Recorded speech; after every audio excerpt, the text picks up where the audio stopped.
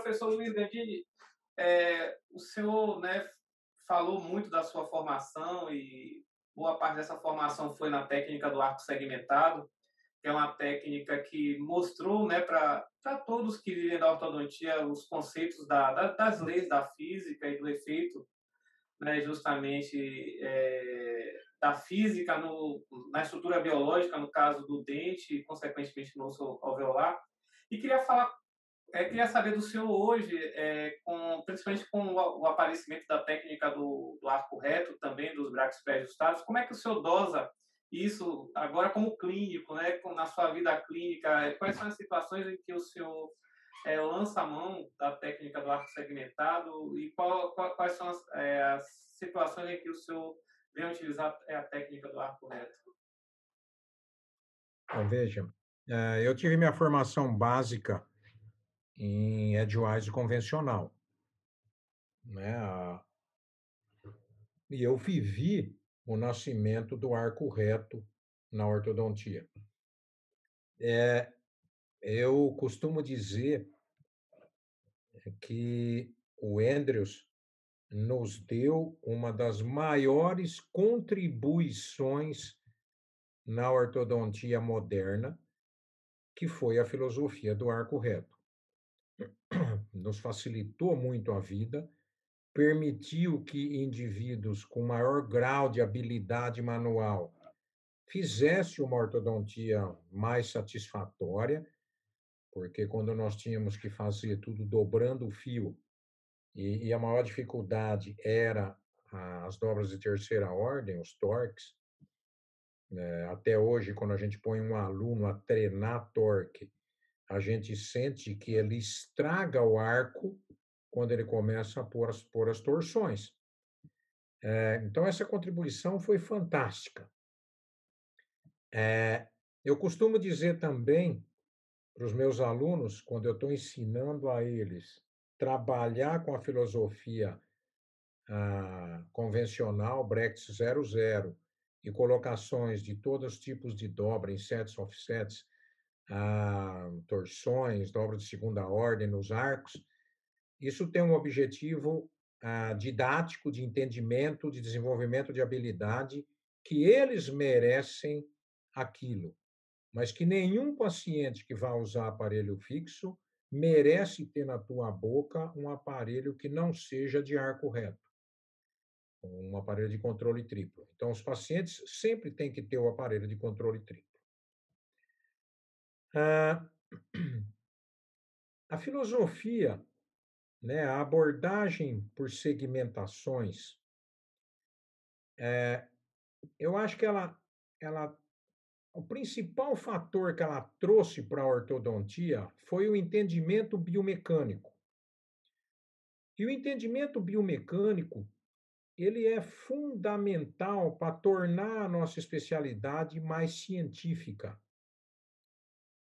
Então, quando eu penso na filosofia de arco reto, ela é uma filosofia, entre aspas, muito prática, que as pessoas compram a ideia de que tudo está no Brecht e que tudo vai acontecer, porque tudo está no Brecht.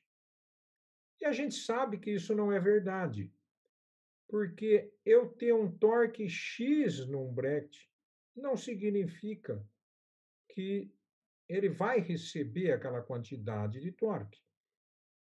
Porque eu dependo de calibre de fio, eu dependo da interação fio-slot, que vai gerar ou não o efeito desejado.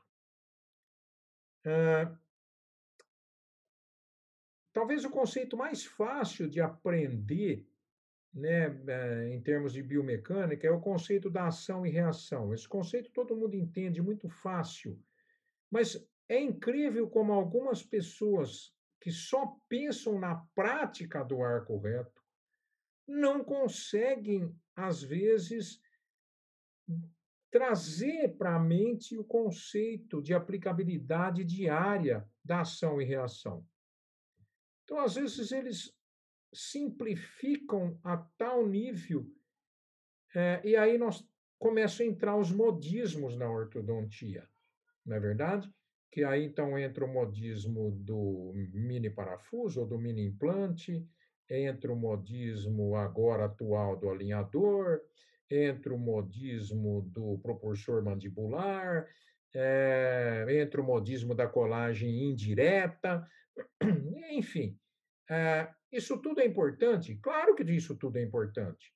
Isso tudo tem que ser cumprido de forma rigorosamente perfeita, porque a única chance que eu tenho de uma técnica de controle triplo se manifestar adequadamente é eu colocar o meu acessório na posição perfeita. O que nem sempre acontece, mas quando não acontece, eu tenho a obrigação de corrigir quando eu identifico o problema. Mas se eu não fui treinado para identificar o problema, eu não consigo enxergar. Eu só enxergo as coisas que me ensinaram. Então, os cursos de especialização têm uma responsabilidade enorme de ensinar direito às pessoas. O aluno tem que aprender a especialidade de forma adequada. A biomecânica entra, logicamente, com a parte conceitual básica de como o indivíduo entende como os aparelhos funcionam. Em outras palavras, como que o indivíduo pode planejar o estresse que ele vai provocar no ligamento periodontal a fim de obter a resposta adequada, a resposta que ele sonhou, a fim de atingir a meta. E principalmente, se aquilo que ele sonhou, que ele planejou, não está acontecendo, se ele teve uma boa formação básica de biomecânica, ele consegue entender por que não está acontecendo e consegue desenhar a solução. Então, filosoficamente falando, você pode tratar o teu paciente de qualquer forma. Você pode tratar com arco reto, você pode tratar com fios contínuos. Então, quando eu uso mecânica segmentada, o meu aparelho é de arco reto. Ele continua sendo um aparelho straight-wire, que pode ser MBT, pode ser Roth ou Roth, pode ser qualquer outra prescrição, Ricketts, não importa. O que importa é que eu entenda o que eu estou fazendo com o meu aparelho. E quando eu trabalho por segmentos, fica mais fácil esse entendimento, porque é como eu jogar um dente contra outro. E aí eu consigo desenhar na minha mente o sistema de força que eu estou buscando. E consigo, quando ele não está sendo transferido de forma adequada, eu interpretar o que eu preciso mudar. Eu diria para você que na minha clínica diária, eu trabalho com mais ou menos 80% com fios contínuos e com 15 a 20% com mecânicas com segmentações. Muitas vezes eu trabalho no mesmo caso, numa fase com mecânica segmentada e na outra fase, ou restante da maior parte, dos 80%, eu trabalho com fio contínuo, óbvio, com brackets de arco reto, e eu uso a prescrição de Roth, porque é a mais comum, muito embora eu trabalhe com slot 18, que não é o mais comum. E hoje a gente está vivendo um período, né? Eu acho que os brackets autoligados ficaram mais quietos e a gente vem à tona justamente os alinhadores, né, transparentes e um apelo muito grande, seja do marketing, seja da indústria, enfim, dos formadores de opinião em geral. E a gente percebe que isso está extrapolando também para trabalhos científicos, né?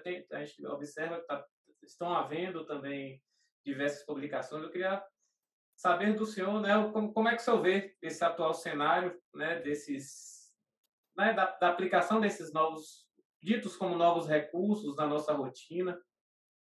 O que é que o senhor enxerga para o futuro também?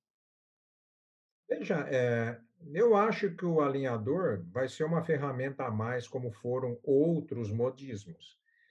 Na verdade, eu acho, por exemplo, que o uso da ancoragem esquelética quebrou um paradigma muito mais importante do que os alinhadores. Inclusive, tratamentos mais desafiadores com alinhadores dependem muito da ancoragem esquelética. Também acho, como outros modismos, o alinhador vai encontrar a posição dele dentro da ortodontia. E os profissionais vão saber dosar qual é a melhor relação custo-benefício para aquele paciente. Ou seja, se para o paciente específico X é melhor que ele utilize brackets metálicos ou cerâmicos, brackets por vestibular ou brackets por lingual, alinhadores da companhia X, Y ou Z, cirurgia ortognática ou não, ancoragem esquelética ou não, MARP ou não, enfim, isso tudo, o conhecimento ao longo do tempo, ele é implacável, a ciência é mundial. Eu estou copiando essa frase do nosso amigo professor Normando, onde existia uma discussão no grupo de professores a respeito de protocolos de tratamento da Covid-19. E ele usou esse termo para justificar que um determinado protocolo, que não vem o caso agora, mas o mundo inteiro está pesquisando coisas e a ciência é mundial. O mundo inteiro está pesquisando alinhadores. Eu vejo que no fato dos alinhadores a gente tem um agravante, né, que são empresas com um potencial, um poder econômico muito grande. Ficou muito em evidência as cláusulas leoninas da Pfizer quando queria vender a vacina ao Brasil, e era uma questão de vida ou morte. Para algumas pessoas, foi uma questão de vida ou morte. Se algumas pessoas tivessem tomado a Pfizer no momento que ela surgiu ou que ela estaria em oferta, independente das questões leoninas ou não, algumas pessoas com certeza não teriam morrido. Algumas famílias não estariam de luto. No caso dos alinhadores, não é uma questão de vida ou de morte. É uma questão simplesmente de disputa de mercado. E aí é lógico, a gente tem alguns colegas, e aí existem vários fatores, existem fatores, alguns de menor conhecimento às vezes, e aí quanto menos você sabe, mais afoito você fica e mais você acredita que sabe mais. Quanto mais a gente aprende, mais conservador a gente fica, porque a gente espera um pouco mais de consistência para não prejudicar o nosso paciente. Quanto mais experiente e quanto mais sábio você menos você pensa só em você e mais você pensa na comunidade que você está envolvido, né? Quanto mais jovem você mais você pensa no teu bolso. E aí você é induzido a quantos alinhadores você pode vender a mais ou a menos, quantos casos você pode vender a mais ou a menos, quantos casos você pode vender a mais ou a menos para obter descontos oferecidos pelas várias companhias dentro do sistema de pirâmide. E para os mais experientes, esse sistema de pirâmide é conhecido em vários níveis. Eu poderia citar aqui rapidamente 10 exemplos, mas não é o nosso objetivo. Então, o nosso objetivo é dizer assim: eu acho que a gente ainda está num processo evolutivo dos alinhadores, de avaliação real do potencial de tudo que eles podem fazer. Nós já tivemos essa história com a ortodontia lingual, de uma busca absurda pelos pacientes e dos ortodontistas americanos e outros do mundo também, enfiando um monte de dinheiro no bolso e depois a filosofia de abordagem ter caído no descrédito porque não conseguia tratar direito as pessoas. A gente já teve isso com a filosofia A Damon, por exemplo, com expansionismos, com tratamentos mais rápidos, enfim, os alinhadores hoje estão nessa fase. Quer dizer, eles não têm nada de contraindicação, eles fazem tudo, tudo é da maneira mais perfeita, mais confortável, mais tudo bacana. Então, toda vez que você ouve os menos experientes se posicionarem com alinhadores, escrevendo frases, eles vão sempre sistematicamente usar que ele é mais confortável, que ele é mais estético, que você pode fazer suas selfies sem que ninguém veja o teu aparelho, que você são mais higiênicos, mas já saiu trabalhos mostrando manchas brancas em pacientes que usaram alinhadores, e de uma forma, não para minha surpresa, mas de uma forma consistente também, eles vão dizer que o tratamento com alinhador é mais rápido. É, então, eu acho que existe um pouco de inversão dos fatos, como aconteceu em outras filosofias. Então, eu troco meu alinhador mais rapidamente e aí o tratamento é mais rápido? Não, isso a gente sabe que não é verdade. Eu troco meu alinhador mais rapidamente porque eu fiz um estagiamento maior de movimentos, então eu estou movimentando menos por cada ativação, por consequência, eu tenho que trocar o meu alinhador mais rápido. E a gente sabe também que a vida útil do plástico, do plástico que nós temos hoje, ela também não é tão longa. E aí, por consequência, ela fadiga mais rapidamente do que um fio de Naitai, por exemplo. E, portanto, eu tenho que substituir esse alinhador mais rapidamente do que eu substituo um fio de Naitai de um Copper Naitai e etc., fios mais flexíveis. Claro que eu não estou esquecendo das características que um usa Brecht, o outro usa plástico, que um o paciente tira para comer e o outro o paciente tem o tempo todo na boca.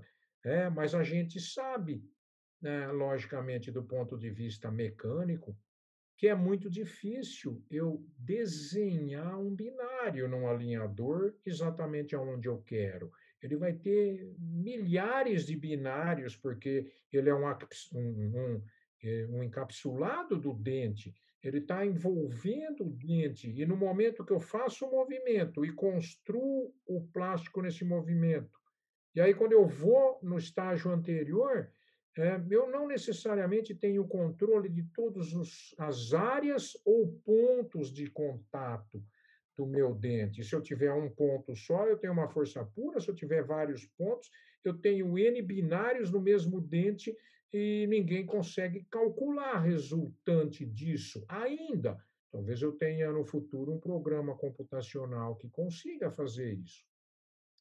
Mas nem todos os pacientes querem alinhadores, as pessoas precisam entender isso. Né? Então, eu tenho que ter a percepção, o feeling do que o meu paciente está buscando, de quanto ele quer investir. Eu acho interessante, né? Ninguém fala que o alinhador é o tratamento mais caro que tem. Isso ninguém fala. Eles passam a impressão que eu só tenho pontos positivos. Mas para a nossa realidade brasileira, ah, o custo é um ponto a se considerar. A gente sabe que a maioria dos carros vendidos no nosso país são carros populares. Então, a maioria dos tratamentos vendidos não vão ser o tratamento de alinhadores com a companhia, que é a companhia que tem maior experiência no mercado com alinhadores. Aliás, ela nasceu em 99, exatamente quando eu estava em Dallas. Então, eu acompanho a evolução dessa companhia desde 99, porque eu estava exatamente presente lá quando fizeram uma das primeiras conferências na Baylor a respeito dessa companhia específica. E já era um discurso agressivo na época. Eles estão errados de fazer um discurso agressivo? Não, eles não estão errados. Eles são uma empresa, e uma empresa foca no business, foca em ganhar dinheiro. Quem está errado é o ortodontista que compra essa ideia e vende essa ideia para o teu paciente vendendo alguns dos aspectos que não são verdadeiros. E por que que eu acho que esse ortodontista está errado? Porque essa postura não é a postura ética adequada, porque o nosso paciente, de certa forma, ele vai estar sendo enganado, ele vai estar sendo induzido a fazer uma coisa ou determinadas coisas que algumas vezes não são verdades. Eu tenho alguma experiência com alinhador. Eu não sou um indivíduo que só trata com alinhadores, mas eu tenho algumas experiências e com algumas companhias diferentes também. E eu posso dizer para você, eu tenho casos da mesma companhia que andaram e responderam super bem, e tenho casos simples que eu estou com o caso empacado no consultório, fazendo um terceiro refinamento com caninos girados. Isso é incompetência minha ou da companhia? Isso é incompetência, falta de experiência minha com os alinhadores? Mas como é que eu tive outros pacientes que também tinham caninos girados e responderam bem? Ah, veja, eu checo meus planejamentos que as companhias enviam. Eu mudo alguns detalhes em consenso com o planejador, quer seja ortodontista ou não, porque algumas companhias têm ortodontistas no planejamento. Mas ainda assim, a reprodutibilidade do que eu desenhei no meu programa 3D, ela não é totalmente replicável na boca. Então, o que que acontece? A gente perde algumas coisas. A gente vê, às vezes, eu trocando o meu alinhador e o meu atátema começando a desadaptar do casulo. E aí eu tenho que voltar para o alinhador ou eu tenho que refazer alguns alinhadores na frente para voltar a capturar, vamos dizer, aquele atátema que começou a ficar desadaptado. Enfim, tem vários detalhes que eu acho que nós vamos melhorar. Como nós vamos melhorar? Com a experiência. Nós vamos melhorar com a ciência, né? Com as pesquisas. Então, eu tenho sido um estimulador e eu tenho feito um discurso toda vez que eu posso falar de alinhador. Eu acho que as empresas têm que investir mais na pesquisa de alinhadores nas universidades. Como? Doando o tratamento para as universidades. Eles são super resistentes a doar algum tratamento para que seja feita a pesquisa. E quando é feita alguma pesquisa, se der algum resultado que eles consideram que não é favorável para o business, para o marketing, eles não querem que publique. Me desculpem, mas eles estão errados. A longo prazo, eu acho que o caminho não é esse. Porque se o ortodontista não conseguir fazer uma média razoável de tratamentos de forma adequada com os alinhadores e a população, de repente, começar a taxar o tratamento como um tratamento que não é fidedigno, que não dá bom resultado e não vale a pena o investimento que ele está fazendo, as empresas vão começar a pegar a descida da serra. Então, ao invés de eles estarem subindo, subindo, subindo, subindo, eles vão começar a andar na ordem inversa. Pode ser que eu esteja errado, mas essa é a minha percepção a respeito dessa história.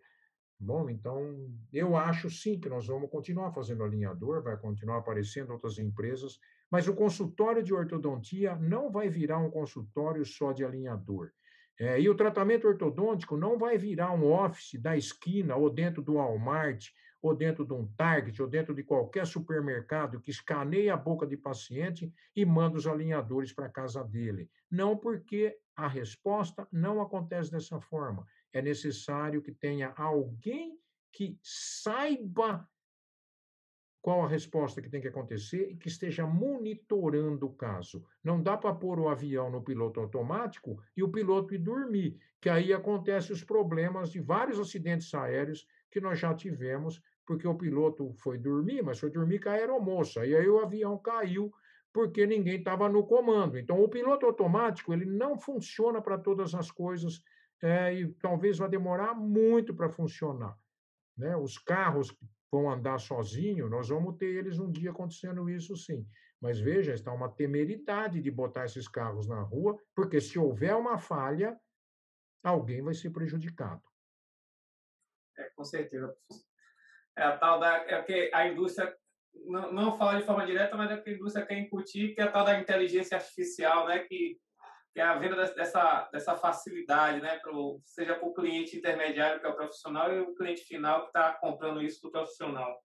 O conhecimento da inteligência vai ser em cima do esforço do estudo de cada um. E a sua Veja, experiência com isso. a concorrência de mercado, né, do número de ortodontistas que nós temos, do número de dentistas, o problema começa com a faculdade de odontologia, não é o número de curso de ortodontia. O número de cursos de ortodontia cresce porque existe uma demanda de dentista formado que quer fazer ortodontia, quer fazer implantodontia, quer fazer outras coisas, quer fazer harmonização facial e etc.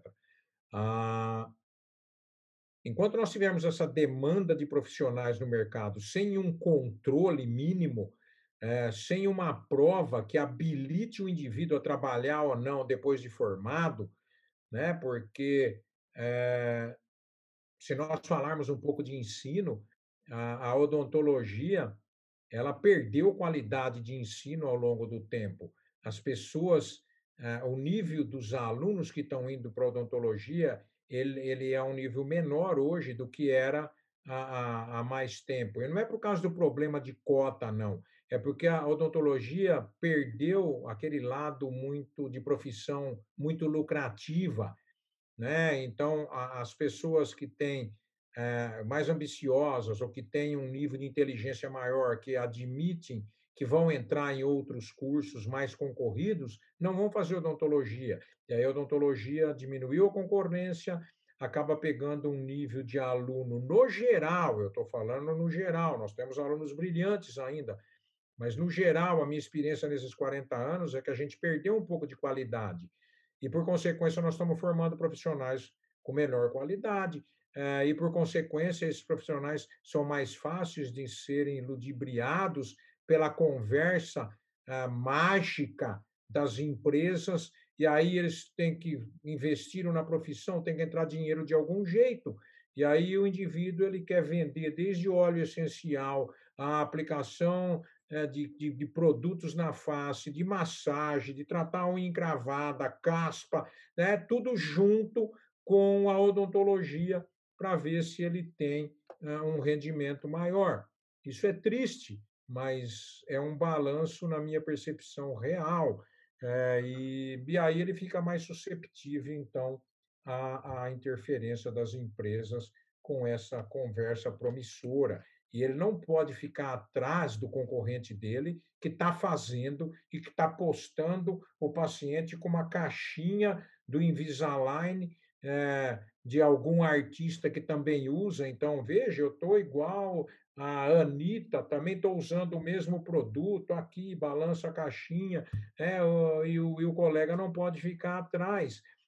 Então, essa pressão é uma pressão complicada, né? E não é uma pressão nada científica, é uma pressão essencialmente econômica, e que a empresa, logicamente, quer vender produto, né? Ninguém abre uma empresa de pneu para ficar considerando se o cliente está comprando o pneu mais adequado ou não. Todos os pneus que ela tem lá dentro da loja e da companhia que ela comprou são os melhores do mundo, mesmo que não sejam, porque ele precisa vender pneu. Ele abriu um negócio de vender pneu, ele tem que vender pneu. Eu abro uma empresa de alinhador, eu tenho que vender alinhador.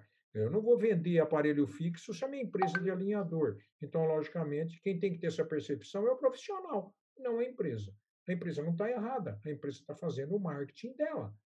Não é isso? Um profissional em boa formação é que tem que ter o senso Crítico, né? para onde ele vai andar.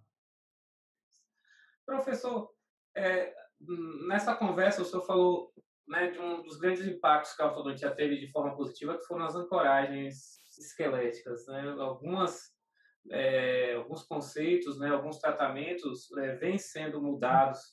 E eu conheço muito uma linha de tratamento que o senhor faz, que é justamente o fechamento de espaços edêntulos por perdas precoces, em que o senhor associa mecânicas a ancoragem esquelética, ao uso desses parafusos para visualização de molares em zonas, né, de perdas, para em casos, em situações selecionadas, evitar justamente uma reabilitação com implante, com prótese. Quais são as considerações que o senhor tem a respeito desse tipo de manejo clínico, né, no caso de conduta clínica? Ok. Veja, ô Marlos, novamente a gente tem que achar o paciente adequado para esse tipo de aplicabilidade. Eu poderia começar o conceito dizendo assim: reabilitar um paciente com prótese ou com implante, ou prótese sobre implante, é ótimo, é muito bom. Mas eu reabilitar com a dentadura natural, com dentes naturais, é melhor ainda. Ou seja, o dia que nós tivermos a possibilidade de semear um novo germe, ao invés de nós colocarmos um implante, e esse germe germinar, porque é um germe, e nascer um novo dente, isso vai ser maravilhoso, porque aí nós vamos associar, vamos dizer, de repente, nenhuma intervenção mecânica, nem da colocação do implante e nem do movimento ortodôntico, e o paciente vai ter o dente natural novamente. Por que que eu considero a dentição natural, ou a literatura em geral considera a dentadura natural melhor do que uma prótese? Porque ela envelhece junto com o paciente de uma forma melhor. As nossas reabilitações, os nossos dentes artificiais, eles degradam mais rapidamente do que a dentição natural. E eles deixam algumas sequelas, vamos dizer, ou manifestam algumas sequelas que são menores na dentadura natural. Mas quando nós decidimos, ou vamos decidir a fechar um espaço migrando molares, isso significa dizer que o paciente perdeu algum dente posterior, e ele não pode fazer retração dos dentes anteriores. Então, não adianta eu enfiar um fio contínuo lá e passar um elástico em cadeia, porque aí eu já disse que o conceito mais válido ou mais conhecido por todo ortodontista é da ação e reação. Portanto, quando eu vou fechar um espaço com elástico em cadeia, sem me preocupar muito o que vai acontecer, normalmente esse espaço fecha metade para um lado e metade para o outro. Então, se eu perdi um dente posterior, o remanescente posterior ao espaço edêntulo vai vir para mesial, e o remanescente anterior ao espaço edêntulo vai caminhar para distal. E aí eu começo a ter desvio de linha média, abertura de overjet, eu começo a criar outros problemas, ao invés de solucionar o único problema que eu tinha, que era o de fechamento de espaço. A ancoragem esquelética permitiu a gente sonhar, né, com o conceito de migração posterior sem interferência anterior, ou seja, mover dentes grandes, que são os molares, sem que eles interfiram com o segmento reativo, que seria o segmento anterior. Eu tenho usado muito uma definição de ancoragem esquelética, ou para responder a pergunta, porque o aluno pergunta muito: quando que o senhor sugere eu usar uma ancoragem esquelética? Mas geralmente eles perguntam mini implante. Quando o senhor sugere eu usar um mini implante? E a minha resposta é muito simples. Quando a gente dá aula de biomecânica, a gente faz o conceito de duas unidades para o movimento. Eu tenho a unidade ativa e eu tenho a unidade reativa. A ativa é a que deve movimentar a maior parte do movimento, ou total, e a reativa é que não deve movimentar nada ou movimentar só um pouquinho.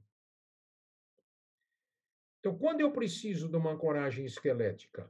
Eu preciso de uma ancoragem esquelética quando a unidade reativa, que é a que não deve movimentar nada ou só um pouquinho, não é grande o suficiente para suportar o movimento da unidade ativa. Então, eu quero movimentar esse lado um monte e esse aqui um pouquinho só. Mas essa unidade, a hora que eu começo a fazer o movimento, começa a fazer assim, ó. O movimento é meio a meio, mas eu não quero que essa ande. Então, eu preciso de uma ancoragem esquelética. É o que acontece quando eu vou migrar molar. Sem interferir na frente, eu preciso de uma ancoragem esquelética, porque senão os dentes anteriores vão para distal. Muito bom. Quando nós descobrimos, aprendemos a usar a ancoragem esquelética, lógico, a gente começou a considerar então a reabilitação de espaços edêntulos através de dentição natural.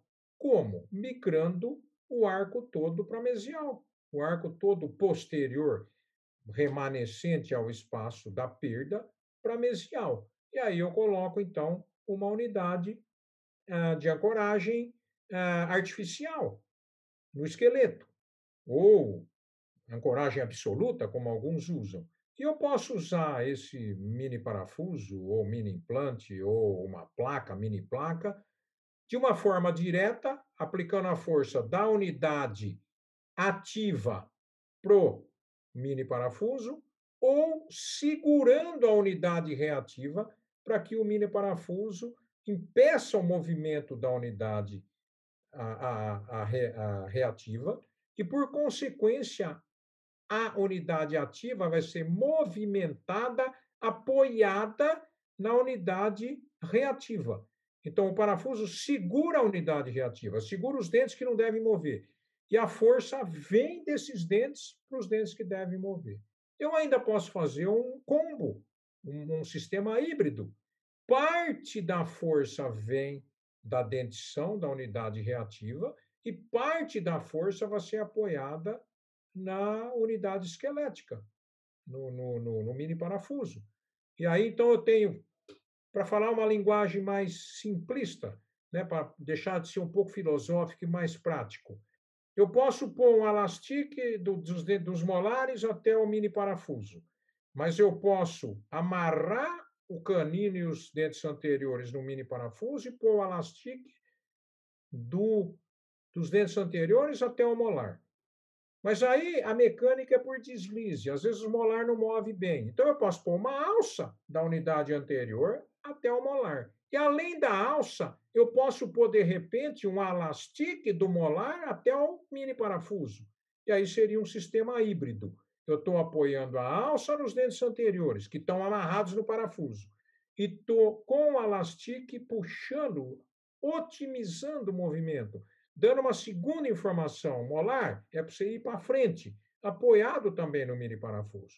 Pode ser no mesmo mini parafuso, eu tenho que, óbvio, dosar a quantidade de força, mas eu posso ter dois parafusos. Um parafuso para segurar a unidade anterior e um segundo parafuso para ter a ancoragem direta do molar. Enfim, eu posso desenhar o meu aparelho de várias formas. E aí, se a pessoa me perguntar, e eu posso usar um alinhador para migrar o molar? A minha resposta é: provavelmente sim, mas você vai precisar do mini parafuso. Você vai continuar precisando da unidade esquelética. A resposta, que hoje é uma interrogação ainda meio grande, é assim: o quanto de espaço eu consigo fechar com alinhador e com controle do movimento, e não só coroa. As empresas divulgam que, na média, 3 a 4 milímetros é o limite. Geralmente, a perda de um pré-molar me gera 7,5. Geralmente, a perda de um molar me gera 15. Então, talvez o alinhador não consiga fazer esse movimento.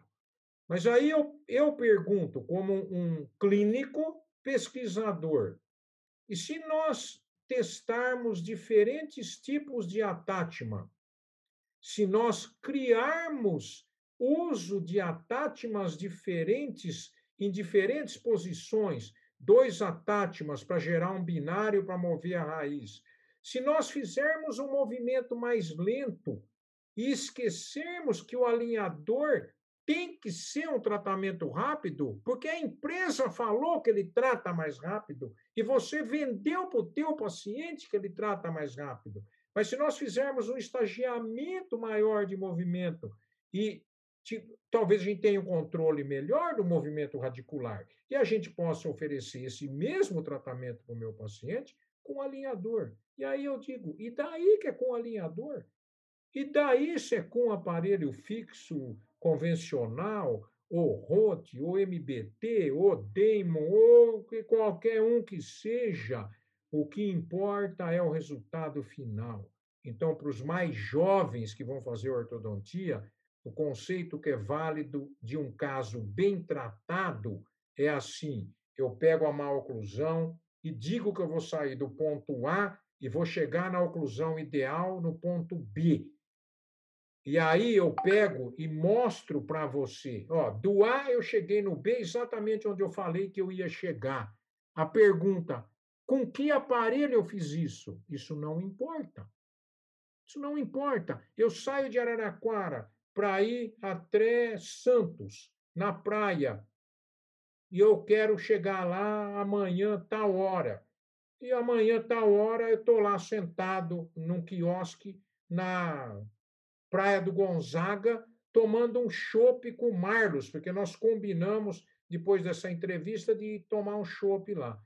Eu não vou ficar perguntando para o Marlos, posso até perguntar, mas como é que você chegou até aqui? Ele vai me dizer lá, mas não importa se ele foi de avião, de helicóptero particular, ou avião particular, se ele foi de carro, se ele foi de moto, como eu, que gosto de andar de moto, não importa.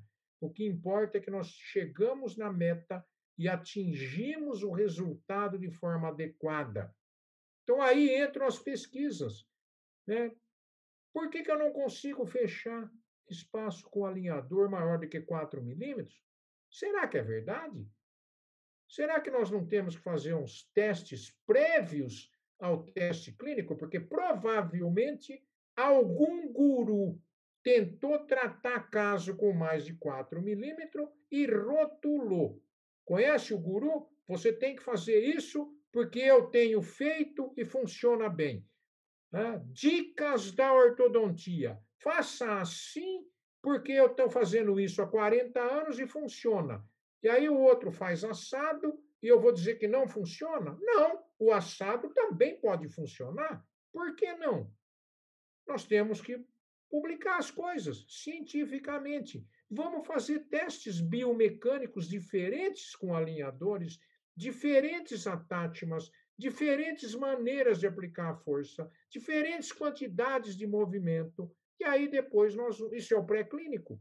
Depois nós vamos para o clínico. Toda pesquisa surge assim. O clínico aplica uma coisa que ele acredita que dá bom resultado piamente.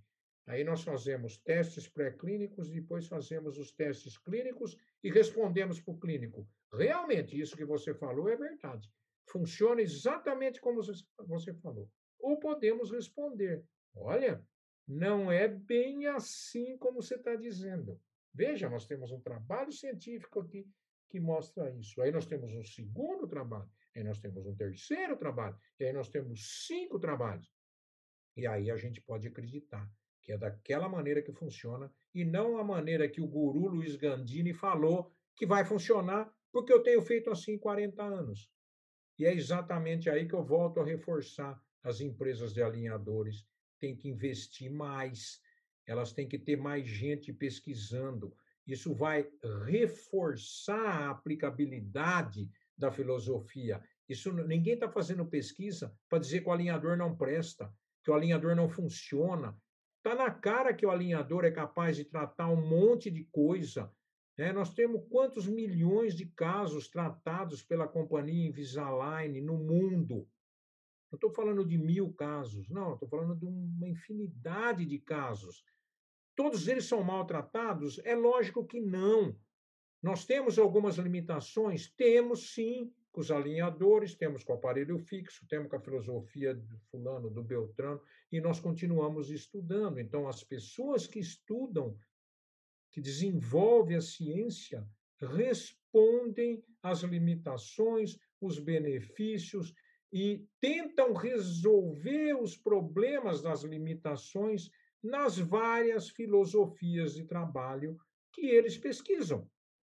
Portanto, é isso. Isso é ciência que vai refletir diretamente na clínica, que vai refletir diretamente na boca do paciente que está fazendo ortodontia hoje lá em Nova Europa, onde eu nasci, com uma ortodontista que fez curso de especialização aqui em Araraquara, com o nosso grupo. E ela tem consultório lá e ela está beneficiando a população. Que quando eu morava lá, tinha um dentista que vinha 2 vezes por semana de Araraquara para atender as pessoas, e a maioria das coisas que ele fazia era extrair o dente das pessoas, porque isso era o que se fazia na época. Então vejam que em 40 anos o quanto a gente mudou o cenário, não é isso? Quanto a gente pode mudar daqui para frente. Vocês jovens podem mudar, não é verdade? Porque eu estou quase passando o bastão para vocês. Eu ainda estou segurando ele aqui, eu estou resistente, porque assim, ó, eu posso correr mais uns metros ainda, tá bom? Vou passar o bastão um pouquinho mais para frente. Mas daí para frente é com vocês. Então, bacana, professor. Com certeza. Você ainda vai, tem muitos metros, tem muitos metros, não, tem muitos quilômetros ainda para correr, a gente passa bastante.